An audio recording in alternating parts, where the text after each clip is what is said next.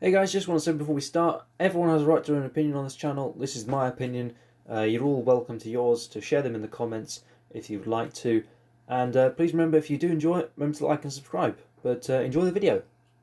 Hello everyone, a warm welcome back to Westie TV. Today, it's the Premier League predictions, which I think everyone's going to be doing over the next week. But anyway, let's discuss it really. So, I did a few months ago now, the Champions League and Europa League predictions. They went down a treat, so I thought let's milk the cow a bit more and do the Premier League. So, we're going to start from the bottom of the Premier League table and we're going to go all the way up to the top to the Champions, which will be last. So, we're going to start from the bottom, and sadly, it's promoted side Fulham, who I think are going to be 20th this season. Fulham, you seem optimistic, and I do appreciate that. You're looking forward to the Premier League season, but I don't think you'll be able to compete this season. It's not I dislike you as a club. Mitrovic is a very good striker, and I think he will score goals, but I don't think Mitrovic alone is going to be enough this season for Fulham. Even if they've brought in some signings, Ola Aina, Anthony Knockaert, and Mario Lemina, they're pretty good players for the club, and I think there'll be improvements, but I don't think it'll be enough to get them off rock bottom. On to West Brom then, 19th. Apparently they've lost a lot of loan signings, so that's not very good to start. Of course, West Brom, they just sneaked in on the final day, I think, into second place of the Championship, and they were very, very lucky. But West Brom, two signings as well, Greg Diangana, I think, and Matthias Pereira, they'll be good for the club, but 19th, I think, is going to be where West Brom finish. Hopefully, though, they can prove me wrong and do better. And with Fulham as well, I hope both teams can prove me wrong and try and get out into the Premier League and stay for the next season or next season after that, whatever. But Aston Villa, 18th, just beat the drop last season.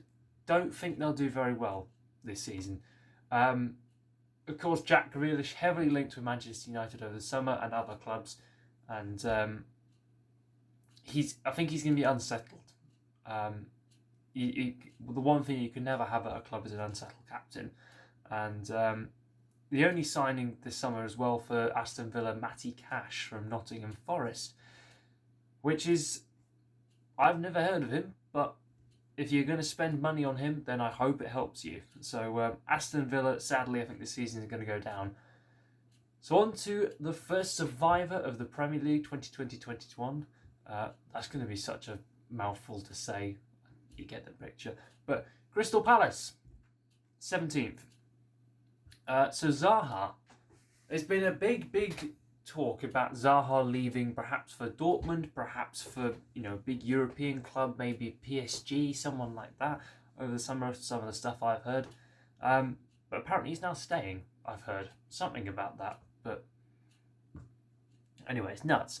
I think one of their only signs was Eberechi Eze. I can't remember if that's how you pronounce his name, but what I think that's a good signing for them.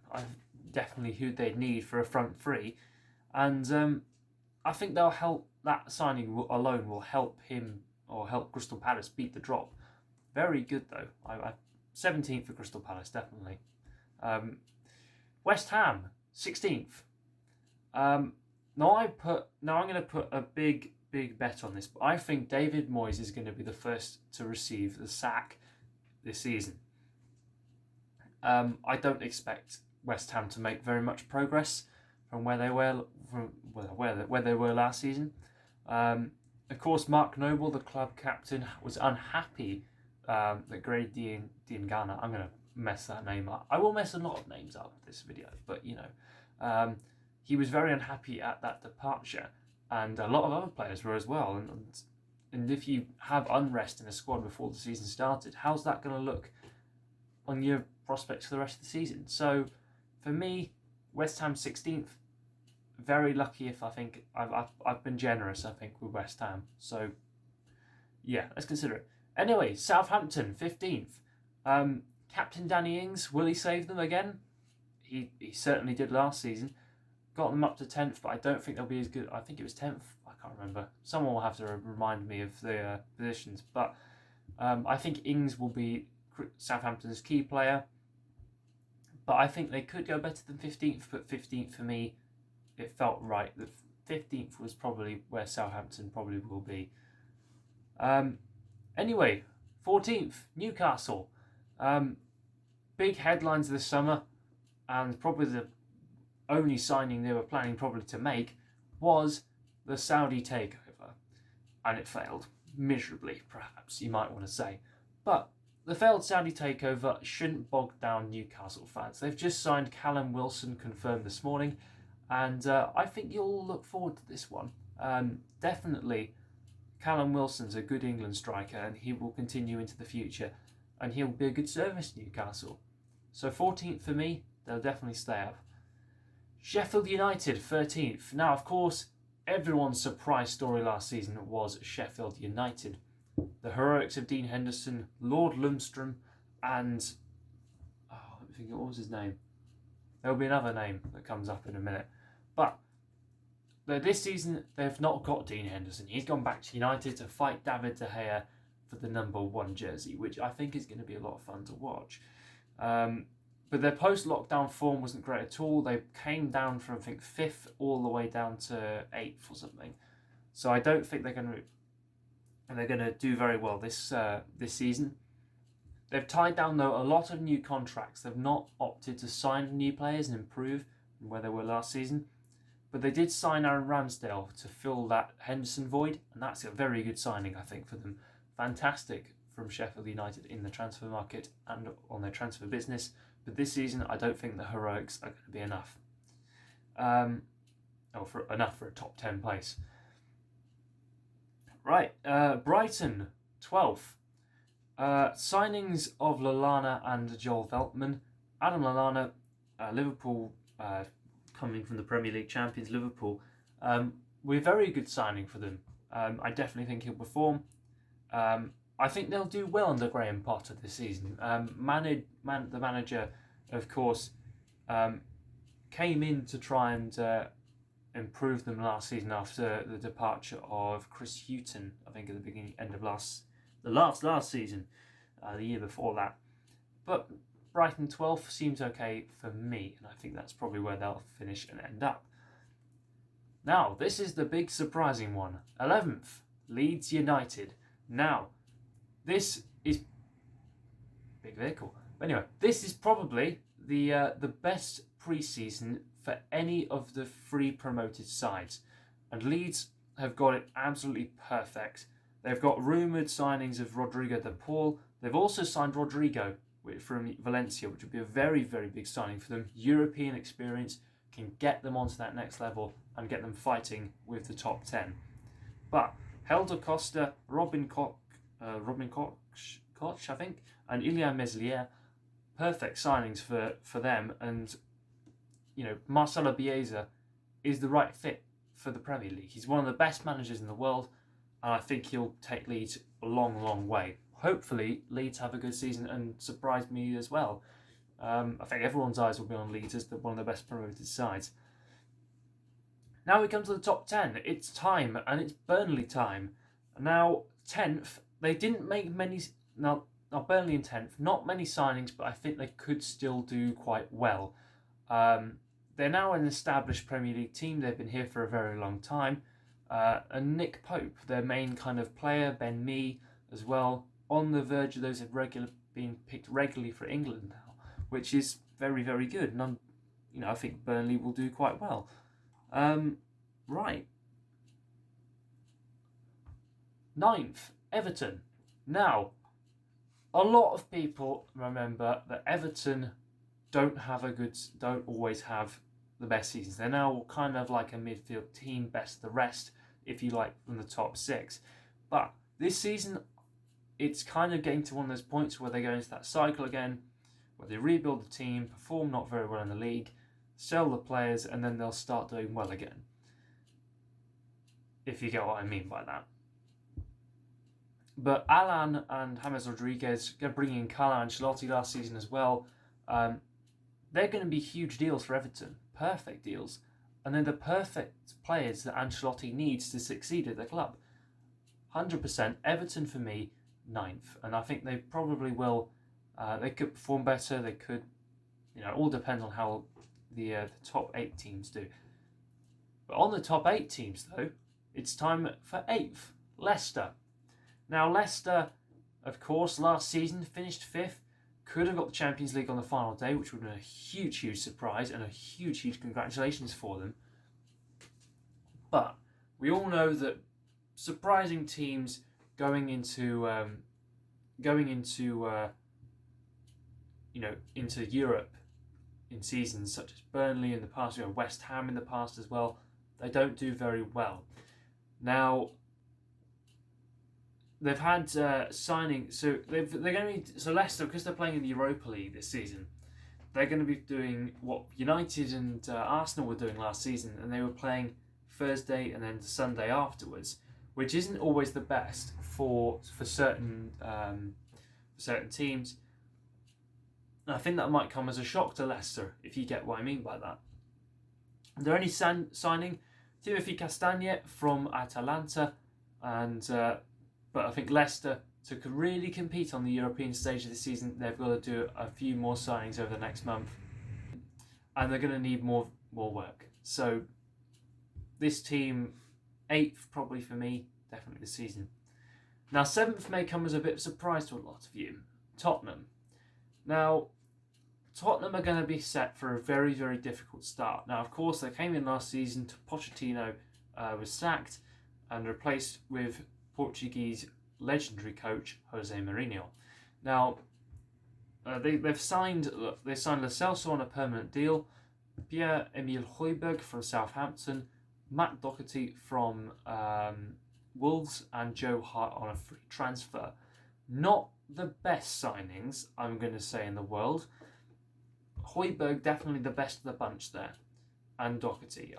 They're the 2 signings who I actually rate on that team. Joe Hart surprised me as like a backup to Hugo Lloris. It just doesn't make sense to me. Like, you want to go for I would have stuck with Paulo Gazzaniga, but it's a mixed window for Tottenham. But I don't think, and I think Jose Mourinho will be in the sack race, but I don't think he'll qualify for Europe.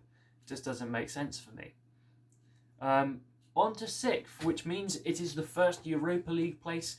It's Wolves, and Wolves, they're going to bounce back. I have a very good feeling Wolves will bounce back after not qualifying for Europe last season.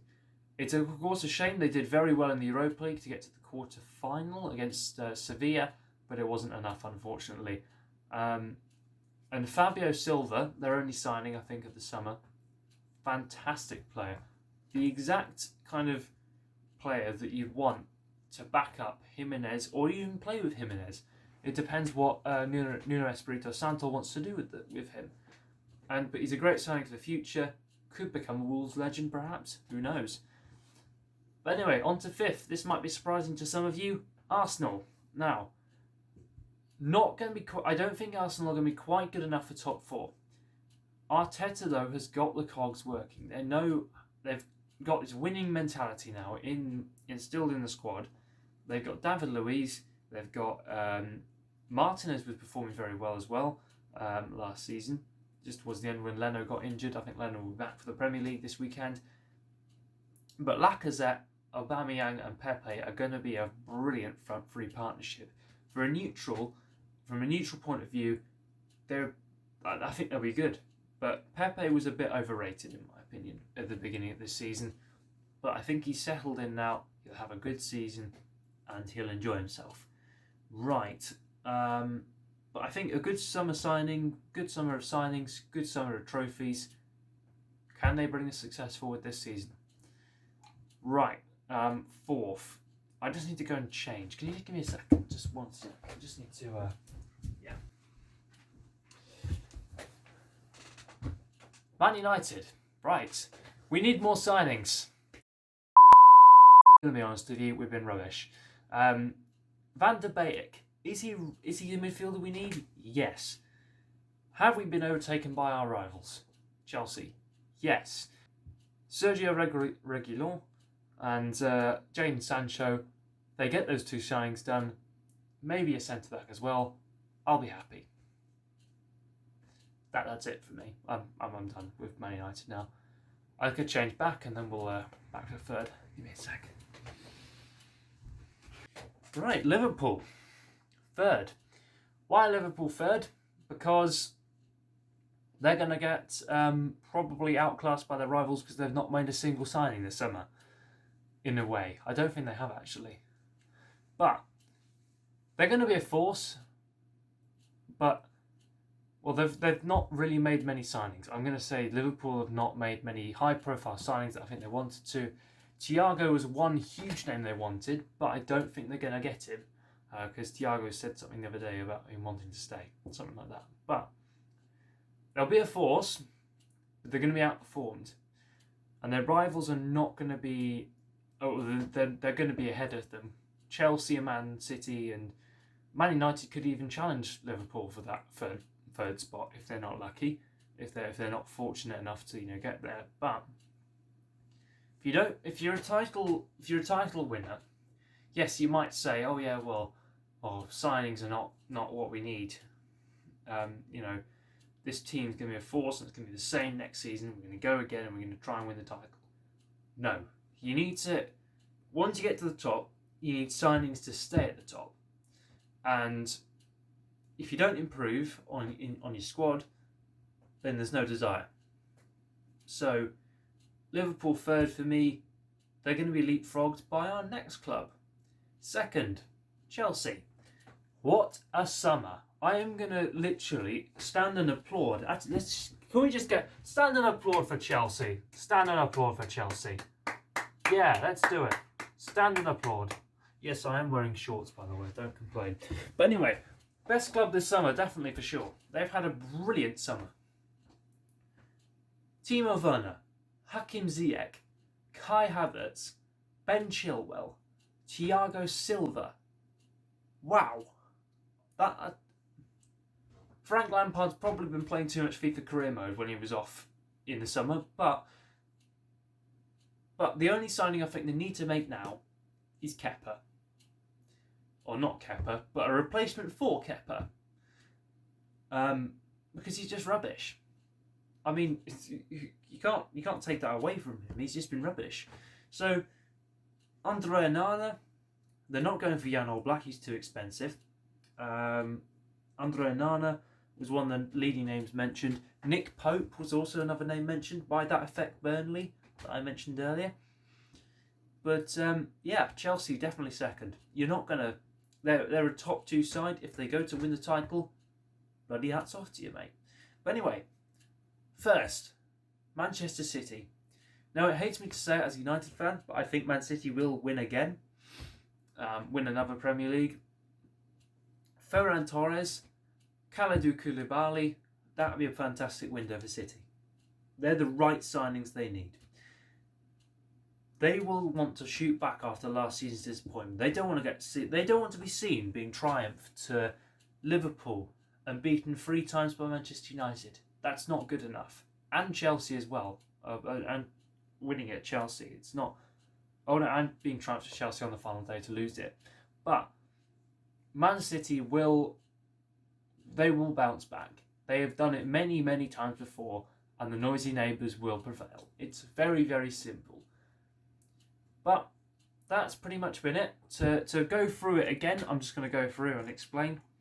I'll probably just put it on the right side of the screen. But we've got Fulham 20th, 19th West Brom, 18th Aston Villa, 17th Crystal Palace, 16th West Ham, 15th Southampton, 14th Newcastle, 13th Sheffield United, 12th Brighton, 11th Leeds, 10th Burnley, 9th Everton, 8th Leicester, 7th Tottenham, 6th Wolves, 5th Arsenal, 4th Man United, 3rd Liverpool, Chelsea 2nd, Manchester City 1st, and the champions.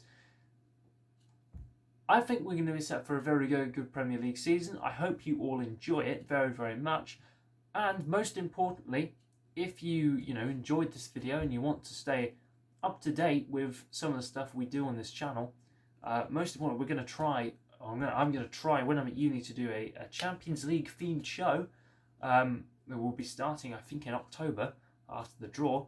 But make sure to subscribe and like the video, share with your friends, and tell me, who do you think is going to win the Premier League title this season? I'd be very, very interested to know, and let me know down in the comments below. Or you can follow me on my social medias, which are in the description. That's the word. But anyway, thank you all very much for watching. See you next time, and goodbye.